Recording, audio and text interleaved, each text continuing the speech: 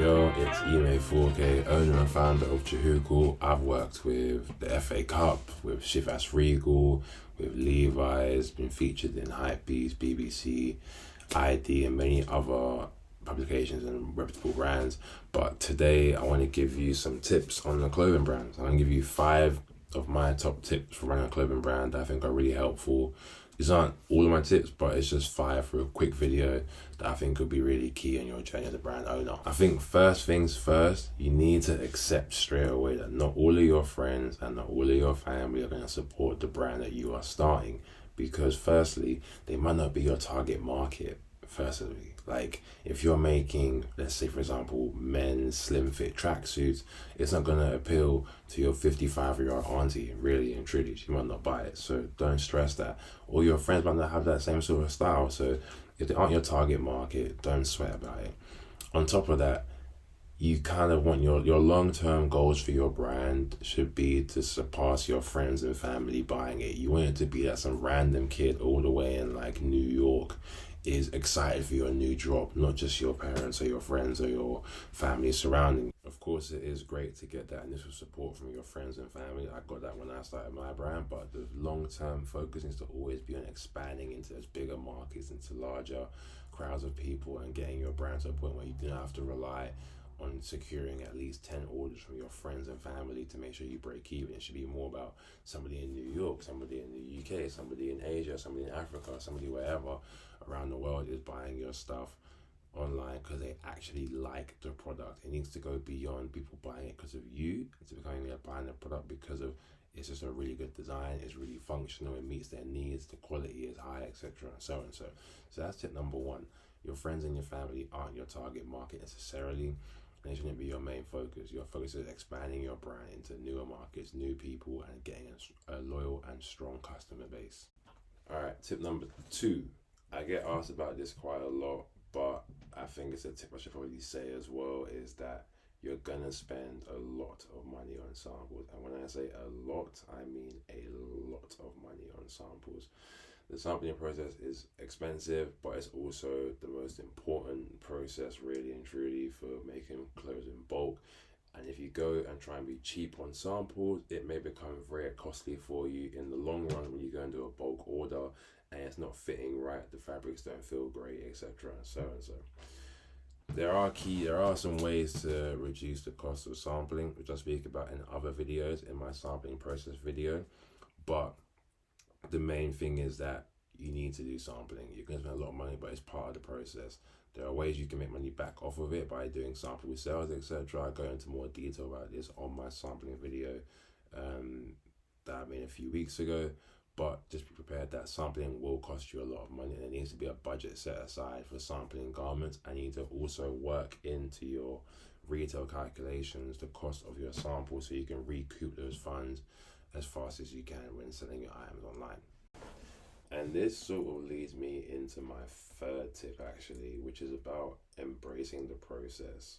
A lot of people, I think especially because of social media now, you kind of only see it as like a highlight reel. You only see when this brand gets a massive collaboration or does a sellout drop or the owners are flying out to Dubai or wherever and so on. So you only really see the highlights of it. We don't really see all the work they had to put in behind closed doors, working till late at night, starting early in the morning, the failed samples, the failed production lines, etc. and so on. So the main point I'm trying to make is you need to embrace the process. It's not going to be smooth sailing the whole way.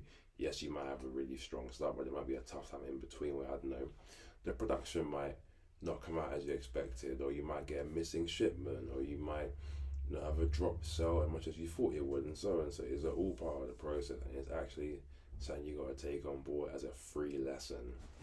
If things don't go quite to plan, you just gained a free lesson how to do things better. So you need to embrace the process, take in every single lesson you can, and not rush. Rome wasn't built in a day. Your brand's not going to be built in a day. It's going to take time at the start to really build the foundations and really learn what you're doing.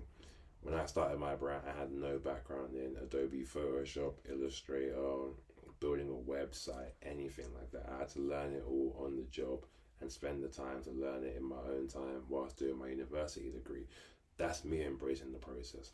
And the key part of that is, now that I have a background in somewhat of graphic design, website design, Photoshop, etc., if I do want to outsource my graphic design to somebody else, I know what sort of the standards are, and I can also make sure I'm not getting like ripped off or bumped on pricing or quality of work, etc. and so, which is really important, because people will try and take you for a mug.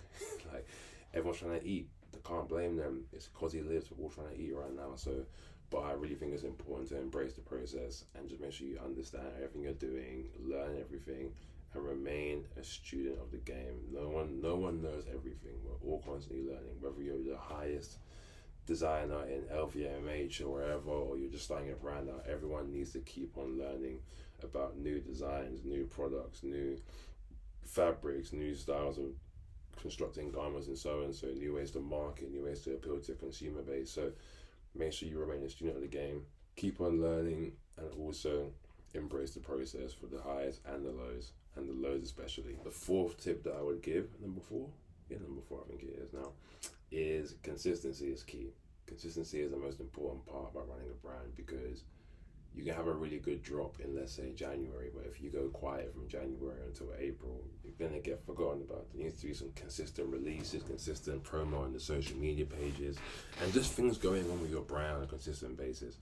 I'm not saying you got to put a new drop out every single month, or you got to do something crazy every single month, but there needs to be consistent activity on the brand page. Whether that be you showing new samples you're working on, new designs you're working on, resharing posts of people wearing your brand as well. It needs to be consistent. You also need to be constantly innovating with your brand as well. If you got a brand and your first drop was a t-shirt, and 2 years later you only still put out t-shirts only, I will get bored of that brand very quickly. I'll think this guy isn't really serious. Like, I'll think he's not really serious about elevating his brand and going to the next step. So people will get bored of it. You need to be innovating constantly. If you can do a t-shirt in January, try and do a hoodie in March. If you can do a hoodie in March, try and do a jogging bottom in September. Just keep building out hoodies, sweatpants, jackets, umbrellas, mugs, rugs, everything. Like, just keep innovating and keeping your brand interesting, keeping your consumers on their toes. Like, what the hell is this person going to do next with their brand? Like, you want that to be the question in their head. So it needs to be a consistent level of innovation. Investing in new samples, new designs, research and design is really, really key.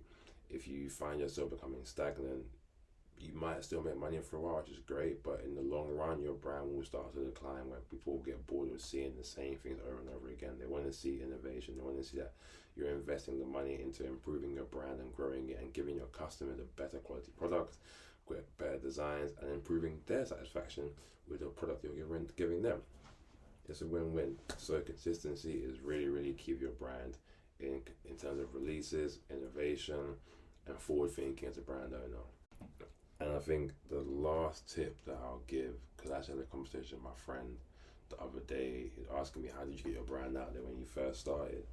And I was saying how when I first started my brand, I probably had about 1,000 Instagram followers, maybe 2,000 or so, nothing crazy. But he was like, how are you getting these people to wear it? And I was like, well, I became a walking billboard for my brand. Anywhere I went to, whether it be a party, a dinner, an event, whatever, I was wearing something from my brand, and I would talk about it when I get to the event. I'm wearing a t-shirt from it, I'm wearing a hoodie, I'm wearing a hat or whatever, I'm wearing something from my brand, so it can be a talking point at the event. It's also a great way to almost like test out new items as well. I'd often get a new sample made and not tell anyone that I've made a new sample. I'll just wear it around, and I'd wait to see if I get any comments saying like, oh, where's this piece from, or when's this out, bro? And like, that's how I kind of gauge how good that item was to an extent. It's not my full market research, but that's how I get a bit of an idea of how good it may perform. But yeah, you need to be a walking billboard. You need to be wearing your brand 24/7. If you can't, depending on, it's a tough one, because I just think that if you've got a brand, especially like in the streetwear sort of culture, you should be able to wear an item from your brand every single day. If you find that you've got a brand where you can't really wear the pieces daily, you might want to reconsider, especially a streetwear brand, reconsider what items you're putting out.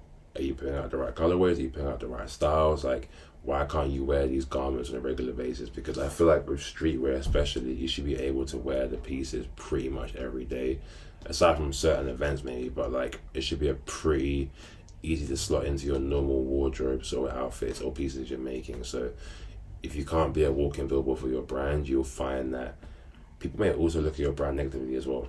If I know someone that owns a brand and I never see them wearing clothes from their brand, I'm going to question the quality of that brand and if it's actually as good as they're making it out to be. So with me wearing it around, I can say, hey, look, I've worn this hoodie 100 times. The quality is still top tier. That tells you guys that I'm putting in the right effort into my brand. But yeah, those are my 5 tips for starting a clothing brand or when you're running a clothing brand that I think are really important. I'm Email4K. Make sure you like, subscribe, comment, all of that. And any questions you might have on running a brand, comment that below or DM me on Instagram. I'll do a video responding to it to give that information to everybody else.